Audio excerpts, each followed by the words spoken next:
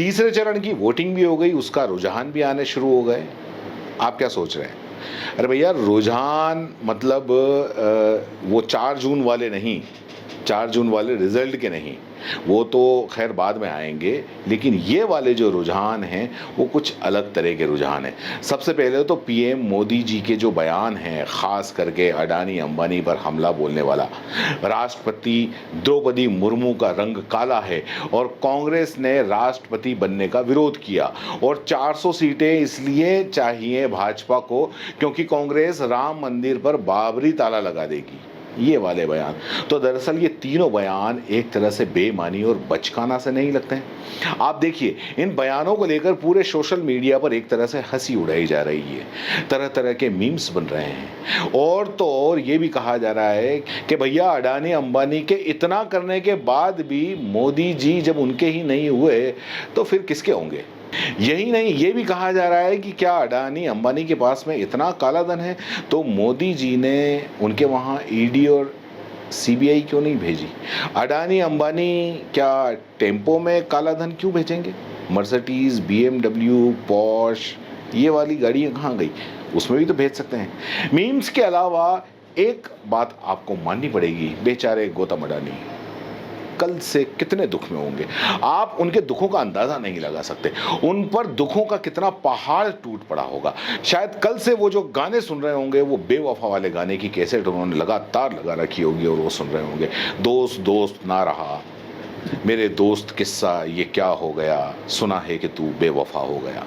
सोचिए, आखिर अडानी जी ने साहब के लिए क्या नहीं किया। जब साहेब पूरे देश की मेन स्ट्रीम मीडिया को खरीद कर अपनी गोद में बैठाकर लल्ला लल्ला लोरी गा रहे थे, ऐसे में सिर्फ एक चैनल, एनडीटीवी, एक चैनल ऐसा था जो उनके गोदी में बैठने को तैयार ही नहीं हो रहा था, मान ही नहीं रहा था, और उस पर वो रविश्वा बाबू रोज के रोज नए नए भूखंदर से साहेब को डराते।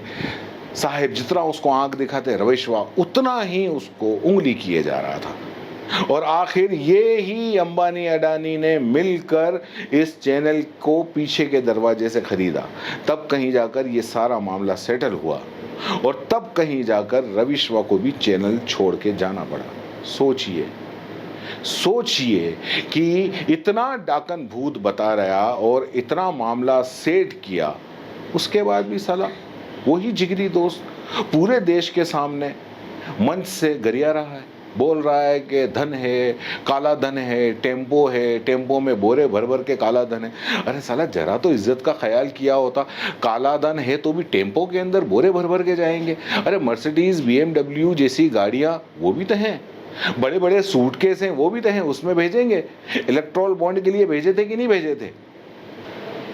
मतलब कुल मिला के मैं यकीन के साथ कह सकता हूँ कि कल अडानी जी को बहुत हर्ट हुआ होगा, उनका दिल टूट गया होगा।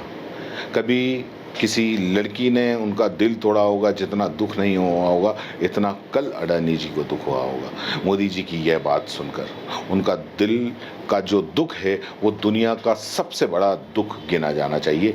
वर्ल्ड ऑफ गिनीज रिकॉर्ड के अंदर इस टूटे हुए दिल का जिक्र होना चाहिए।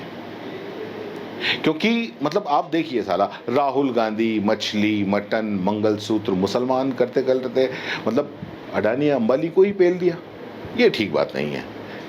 तो खैर, हम तो जाने क्या बात कर रहे थे और कहाँ से कहाँ निकल गए। तो दरअसल मैं रुझान की बात कर रहा था कि इस तरीके के रुझान आने शुरू हो गए हैं, साहिब थोड़ा सा बौखला गए हैं तीसरे चरण के बाद में। तो कहीं ना कहीं कुछ न कुछ जो जिस तरीके से मोदी जी बौखला गए हैं, उससे लगता है कि मोदी जी की स्थिति और उनकी पार्टी की स्थिति ठीक नहीं है। लेकिन एक दूसरी बात यह भी है कि जहाँ जहाँ भाजपा के राज्य हैं, जहाँ जहाँ राज्य में उनकी सरकारें हैं, वहाँ भाजपा को जहाँ जहाँ अंदेशा है कि इस बूथ पर भाजपा के खिलाफ वोटिंग हो सकती है, वहाँ पर ऐसी हरकतें हो रही हैं जो ठीक नहीं हैं। सत्ता आपके हाथ में है इसका मतलब ये नहीं है, चाहे यूपी का संबल हो या कहीं का भी हो, जहाँ पर मुसलमान मतदाताओं को डराया जा रहा है, मुसलमान मतदाताओं की जहाँ जहाँ संख्या ज़्यादा है वहाँ डराया जा रहा है। मतलब पुलिस बल और बीएसएफ और इतना कुछ सुरक्षा बल इतने लगा दिए हैं, इतनी चेकिंग की जाती है मानो जैसे कि वोट देने नहीं जा रहे हैं कोई आतंकी आ गए। दरअसल ये मुसलमानों के बीच डर फैलाना जैसा है कि लोग डरें और डर के मारे वो वापस घर चले जाएं जो वोट देने के लिए आए हैं, और जो नहीं आए हैं वो घर के अंदर ही बैठे रहें, क्योंकि इन्हें लगता है कि मुसलमान भाजपा को वोट नहीं देते और इसीलिए इन्हें वोट मत डालने दो। अब देखो, जो ग्राउंड रिपोर्टिंग करने वाले पत्रकार हैं, ये न्यूज़ 18 के पत्रकार हैं, इन्हें आप सुनिए, इन्हें आप जानते भी होंगे, ये क्या कह रहे हैं आप इनके सुनिए, आप इनको सुनना चाहिए।